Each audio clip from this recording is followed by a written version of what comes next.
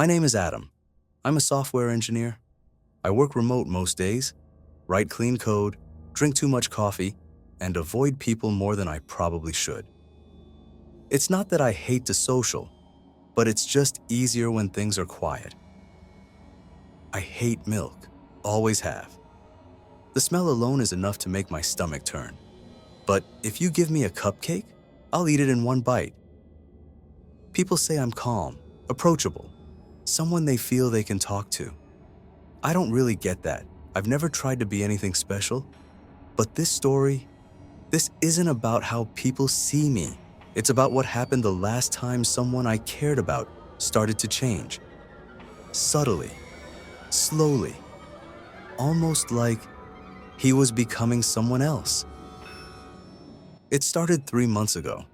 My Uncle Thomas had always been a bit eccentric. He'd collect old radios, mutter under his breath, take walks at night like he was being followed. But he was kind, warm, the kind of guy who never forgot your birthday. Then, something changed. He stopped calling. He wouldn't answer messages. When I finally did get through, his voice was off, like he was tired or distracted. But more than that, it felt like he didn't recognize me. That's what made me decide to visit. I told work I needed a break, booked a train, packed light. Just me and a strange weight in my chest I couldn't explain. People always say curiosity is dangerous. They're right, but it's not because you might find something scary. It's because once you start looking, you can't unsee what's waiting for you. That's how it began. The last normal memory I have, a suitcase, and a quiet voice in my head whispering something I still hear today.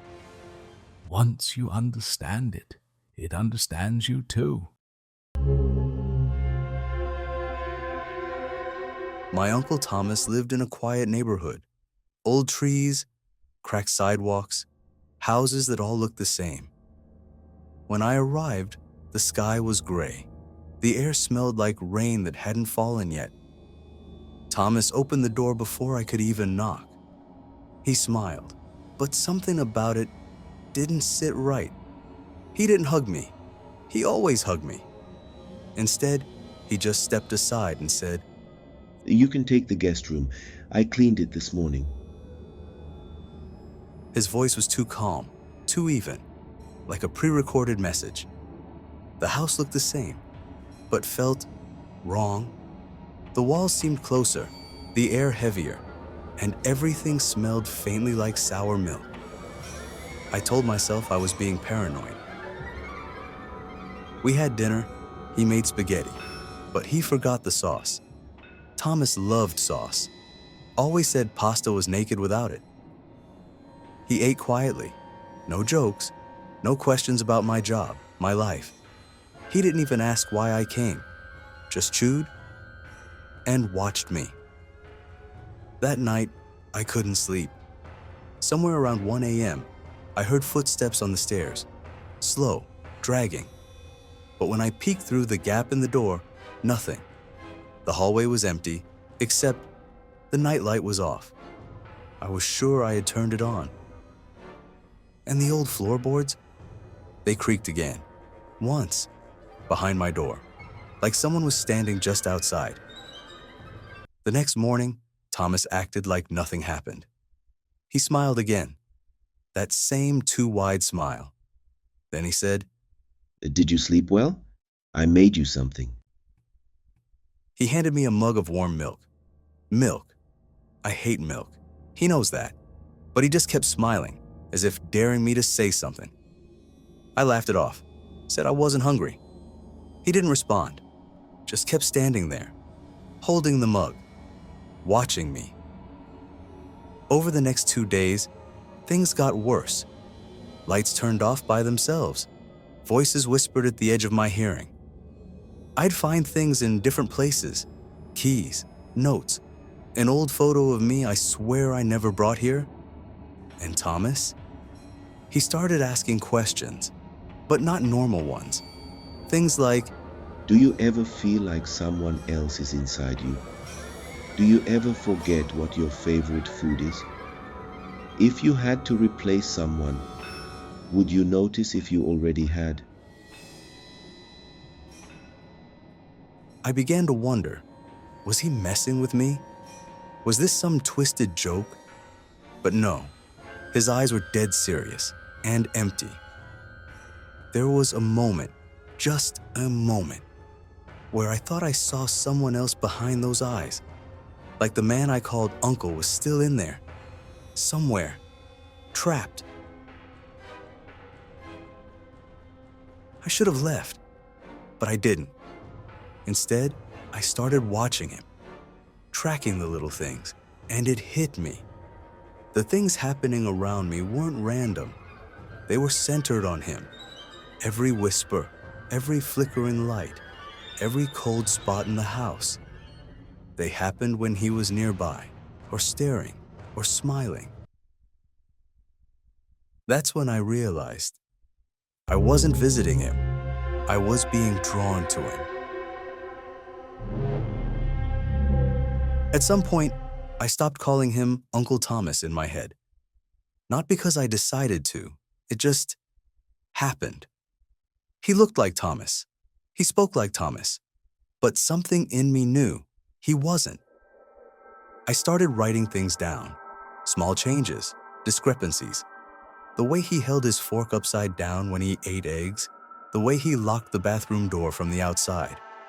The way he sat silently at the kitchen table long after I went to bed. Just sitting there. But the scariest part, he didn't seem to notice the strange things happening around him. The whispers, the cold drafts, the flickering lights. I asked him once directly, "Did you hear that sound last night? Like footsteps outside my room?"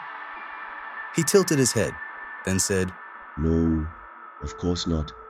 But I remember you hated the dark as a kid. You used to cry in the hallway. You remember? I blinked. I hadn't told him that, ever. And he sounded so sure, so confident, like he'd been there. He kept bringing up things from my childhood. Specific things, like my first lost tooth or the cupcake with the blue icing I threw a tantrum over when I was 5. Things no one should remember but me. Not even him. At first it creeped me out. Then it terrified me. Because the more he said, the more I started to doubt my own memory. Was he wrong, or was I? That evening, I decided to search the house. Not because I had proof, but because something inside me whispered, Look where you shouldn't, before it's too late. I started upstairs, room by room, closet by closet.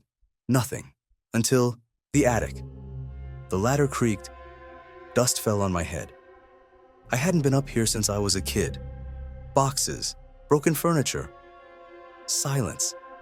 And then I saw it, a black notebook, sitting alone on a stool, center of the attic, like it was waiting for me. How had I never noticed it before? It wasn't hidden. It wasn't even dusty. It felt like I had walked past it 100 times. But something in me refused to look at it, like my own mind had been trying to protect me. I reached out. My hand trembled. Just touching it gave me a headache, like something buzzing under my skin. I opened the first page. It was his handwriting, but it didn't feel like him. The first sentence chilled me. I think something is wrong with me, but I'm the only one who can't see it. I kept reading, and the deeper I went, the worse it got. Pages filled with descriptions of moments he forgot doing things, standing in the hallway at 3 a.m., waking up in the kitchen with no memory. He didn't know he was changing.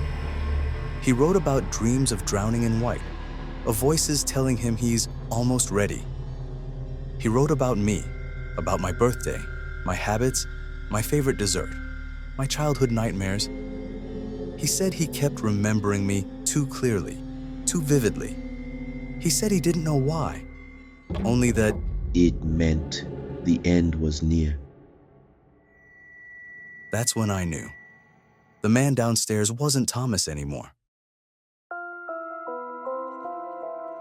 sat in the attic for a long time, holding that notebook, reading the same sentences over and over again, as if part of me didn't want to believe they were real. But they were. And they answered everything, just not in the way I wanted. Thomas hadn't been possessed. He hadn't been haunted. He had been replaced by something that didn't take his life. It took his place, and he didn't even know it happened. The thing, whatever it was, didn't kill him. It studied him, wore him, slowly. It watched how he walked, spoke, smiled, what he liked, what he forgot, what scared him. Until eventually he just became it. But here's the worst part. It doesn't start with the ghost. It starts with the questions. That's what the notebook kept circling back to. When I heard the voices, I started looking for answers. When I noticed things moving, I searched for patterns. And that's how it found me, through my attention. It feeds on curiosity. It uses the haunted as bait. And then it does something worse than possession. It copies. You don't feel it happening. You don't notice yourself shifting. But your friends will. They'll say you seem off, that you're different. But you won't believe them, because you'll still feel like you, even as you're not. I realized then, every strange thing that happened in this house, all the small phenomena I'd been documenting, wasn't random. It was leading me, pushing me toward understanding. Because the closer I got to the truth, the closer it got to me. That's why it remembered my childhood. That's why it said things I never told it. Because it wasn't pretending to be Thomas anymore. It was learning how to become me. I slammed the notebook shut. My hands were shaking. I heard footsteps on the stairs, slow, unhurried. I turned toward the attic entrance, and he was there, standing in the shadows below, looking up at me, smiling. You found it. He said softly. That's good. You needed to. His voice was so gentle, like an old friend, a caretaker, a memory you wanted to trust, and I wanted to. God, I wanted to, but something in me screamed, "Get out!" Now I ran, down the stairs, past him, out the door. He didn't chase me, not really, but I could feel him behind me, walking calmly, knowing I couldn't outrun the truth anymore. When I hit the street, I stopped. The sun was blinding, the breeze was warm. For a second, I thought I was safe. But deep down, I knew better. It doesn't want to kill you. It wants to replace you. And the moment you understand that, it's already started. I never saw Thomas again. After that day, it was like he disappeared. The police filed a missing person report, but there was nothing to follow. No one had seen him, no signs of struggle. His house remained untouched, quiet and clean, like no one had ever lived there. I moved out of the city, took time off work, tried to forget. And for a while I did. 3 months passed. Nothing strange happened. No flickering lights, no voices, no dreams of white. Just quiet mornings, work, walks, sleep, everything, normal. My friends said I seemed different, calmer, more relaxed. I told them I just needed space, and they nodded, smiled. But sometimes they stared at me for a little too long, like they were waiting for me to do something I never did, until today. Today I am working at home, writing codes as usual.